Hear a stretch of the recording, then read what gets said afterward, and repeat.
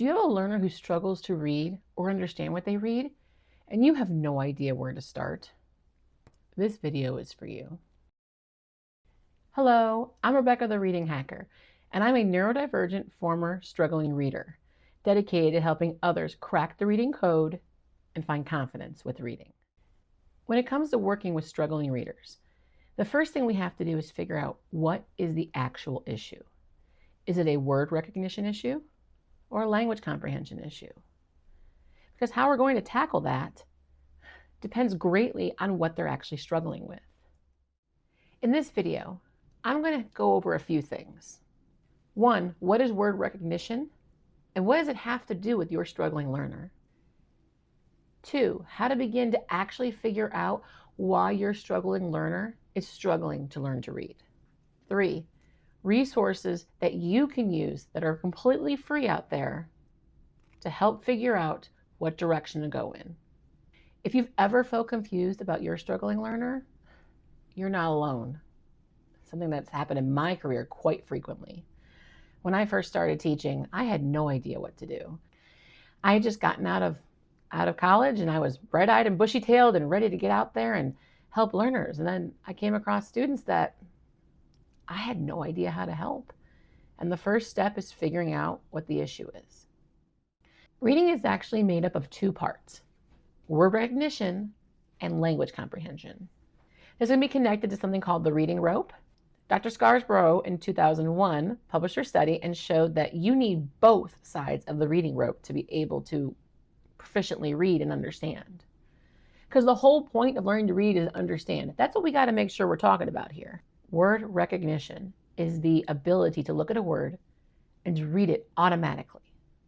Not having to sound it out or take a long time to work through it, but to see it by sight. And we want it to be automatic and efficient.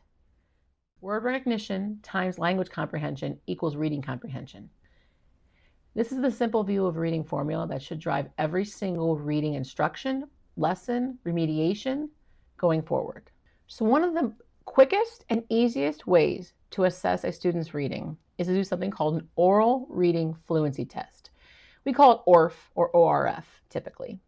A single 1-minute fluency test is so powerful. It has a 0.91 correlation to reading comprehension. Now, let me explain what that means. Correlation means something happens along the same time as something else. Think of it like the mirror effect.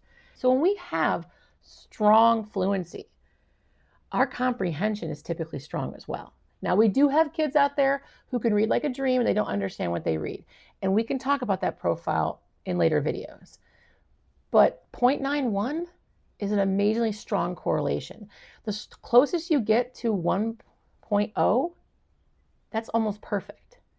So for the majority of kids out there, having them do this simple test is one of the best, easiest, and cheapest ways to see how your struggling learner is doing, or just your typical learner. It's a great way to do benchmark and check-in. All right, let's get started. All right, so what we're looking at here is a kind of a copy of what you'll kind of find when you have an oral reading fluency probe. You'll see that there's usually a title. It'll tell you what kind of grade level it is. And then each line will have the number of words that are listed in the sentence. And that's going to be for you to easily be able to count when a student or learner is complete. So what you're going to do is you're going to get yourself a timer. This is a 1-minute test, just a 1-minute test. And it's going to be really important that however you decide to begin the test, that you do it the same every time. We try to keep consistency. I will be showing you some places that you'll be able to get some official oral reading fluency probes like DIBELS or Acadience, and they have a script that you read. But typically when I tell students that, they're going to read for me for 1 minute, and I want them to read at a pace that's good for them to understand, I tell them not to read like a robot and not to go like really super crazy fast. We want to make sure that they are reading at that pace that they understand what they're reading. Also inform them that when they come to a word they don't know, after 3 seconds, we will give it to them. When we give it to them, we do have to mark it as incorrect because we had to give it to them. Right? We just don't want them sitting there for 5, 6, trying to just like figure out the entire word, and then it throws them completely off. Okay? All right. As someone is reading, what you're doing is you have this copy in front of you, and they have a copy that doesn't have any of these numbers, so it doesn't throw them off at all. All right. And so when they go, you go 1, 2, 3, go. You'll start your timer, and they're just going to read for 1 minute. That's it. All right. And as they're reading, you're following along with them on your sheet, making notes. So if they come to a word that's incorrect, what you're going to do is just cross it out. All right. Now, what I like to do personally when I'm doing it, I like to cross out the part. So let's say they read the word skate and they couldn't get the word boarding. I might just cross out the word boarding with that. And as they're going, you're going to make adjustments. So if they got physics wrong, you cross that out. And so forth.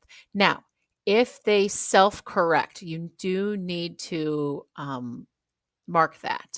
And so let's say we get to the word trick, and they mess that up, but then they correct themselves. They're like sure, and they go, oh, trick. So I like to put a CS there, means self-correct. All right, and I don't count that as an error because they corrected it themselves. All right. I just like to know that they are able to fix it as they went. And plus, we know that that's a speed bump. I mean, they had to use their working memory there. And they were paying attention while they were reading, because sometimes they'll go through and do that. All right. Another thing that you need to pay attention to is if they pause at periods. I know that sounds kind of odd, but I want you to hear how this sounds differently. Okay. They leap into the air. In reality, it is a precise sequence of movements. Now, that was a pause there, okay? If they read it like this, they leap into the air and the reality was a precise sequence of movements, they didn't even stop. Like, that pause is supposed to be there. So make sure you hit that pause, hit that and let you know that they didn't pause and they were there, because that can actually get right into meaning as well. Because as we teach when we're teaching reading, punctuation is there for meaning. It's there to give you that pause and so forth. So let's say as we're going, they're reading, and we have a couple more that are incorrect. It's going to throw a couple as we're going there. You might have some substitutions where somebody puts in something different. You might have some substitutions. Like, let's say we're here and it says the first rider must pop. Let's say they said raider instead. You're still going to mark that wrong. But you might want to make yourself a little note that was a substitution, so you know that they were kind of throwing something else in there. This is like if you have someone come across and they say the word house instead of home. All right. Yes, we know meaning wise, but we need to make sure that we know that they are making those errors as they're going. Okay. We don't want them guessing as they're reading. Also, you need to put in for omissions as well. A lot of people will do an O for omission. It means they just didn't say the word. Let's say this is done by slamming and they didn't say is. So crossing that out and just putting like an O there as you're going. I know this sounds like a lot to do at one time. And when you first start doing this, just focus on just crossing off the errors. And once you get going and once you start listening to kids and to adults that read, you'll eventually be able to get in there and really make sense as you go and keep up. I know I've been doing oral reading fluencies for about 13, 14 years now. And so I'm able to make these little notes as I'm going. Now, if they get done, let's say they get to like right about here. Let's say they get to fall. All right.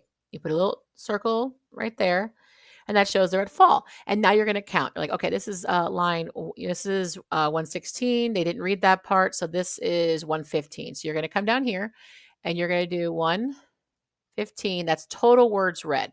Okay. And now you're going to subtract the errors. All right. Remember, we're not going to count the self-correct. So we have 1, 2, 3, 4, 5, 6, 7, 8. So we have 8 errors. And that's going to give us to 107 words per minute. All right. Now, to figure out percentages, because a lot of times you'll see on some of the benchmark papers that we have, that they won't have this minus 8 errors. They'll have a percentage. So you'll basically just take your 107 and you'll divide it by 15, which for this would get us to about a 93% accuracy. We like to see anything above 96 and above. All right. So this person here is struggling a little bit with accuracy, if this was a real person.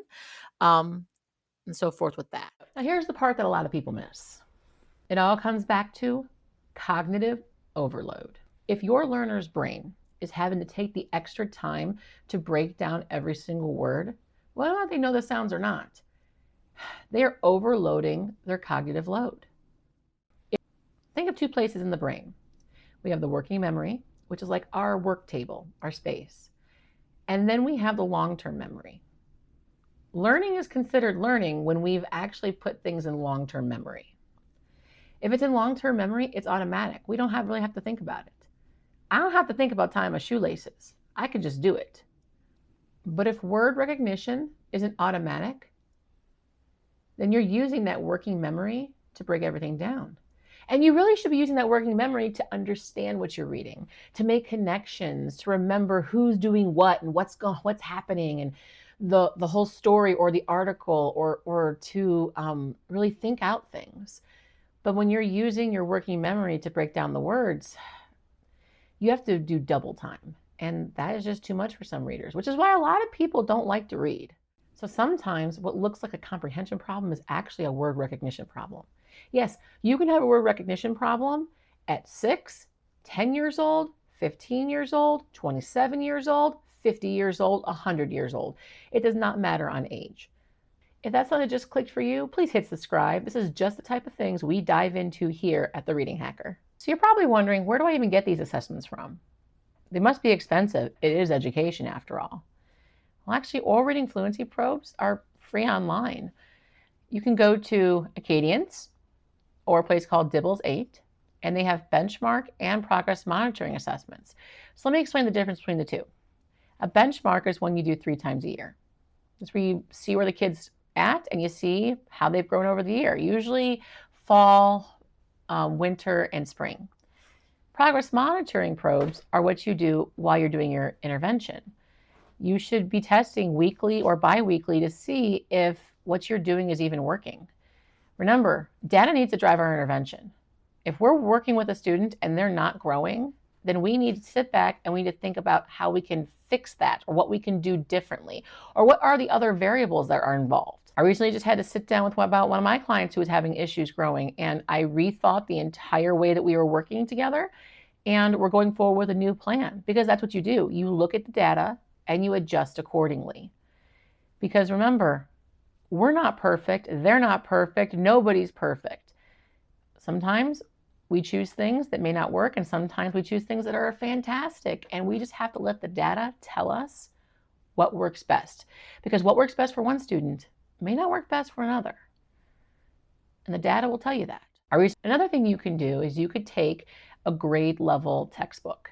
Now, I know a lot of us have online textbooks, and you can use an online as well. And just take an online textbook that's between like 100 and 140 words and use that. And since it's grade level, you'll be able to see if they're reading at grade level. The other thing you can do is you can create your own. You could go either on Claude, ChatGPT, Google Gemini. You could enter in prompts of, write an oral reading fluency assessment for grade, let's say 7th. It's one of the ones I'm working on currently. That's at least 100 to 140 words. And use the parameters of my state's state test. And then you can make this about anything you want, anything that they're interested in. I make fluency passages and practice and so forth for one of my students. He really, really loves D&D, Dungeons and Dragons. So one of the things I do is I have him read a story about a fighter that's going on a crusade to find a secret stone. I've also, for one of my clients, they really loved Black Mirror on the Netflix, and so I created kind of like a Twilight Zone, Black Mirror kind of story arc for them to practice reading with. There's so many things nowadays out there that can help with that. Now, this is where things get really interesting, because just because somebody can read the words does not mean they understand what they read. There is a part for oral reading fluency that has the oral retell, where they tell you about the who and the what and what's going on. But in our next video, I'm going to be talking about something called maze and how you can use that to assess whether or not a learner is actually understanding what they read. Because that is the whole point of reading, being able to understand what they read. Make sure you subscribe so you don't miss my next video. And if you want help figuring this out for your learner, check in the description below. I have a free checklist that can help take you through a conversation with your education provider and figure out exactly how is your child or learner learning. And if you want direct support, I also work with families, so please feel free to reach out. through here or on my website. Hey, tell me in the comments, what do you notice most about your learners reading? Are they guessing words? Are they frustrated? Are they reading smoothly? Are they reading with expression? Does it sound like they're understanding what they're reading? That gives us a huge clue on what might be going on. When we finally understand how reading works, then we can give students exactly what they need. Anything can happen. So go ahead, crack the code, and unlock the reader.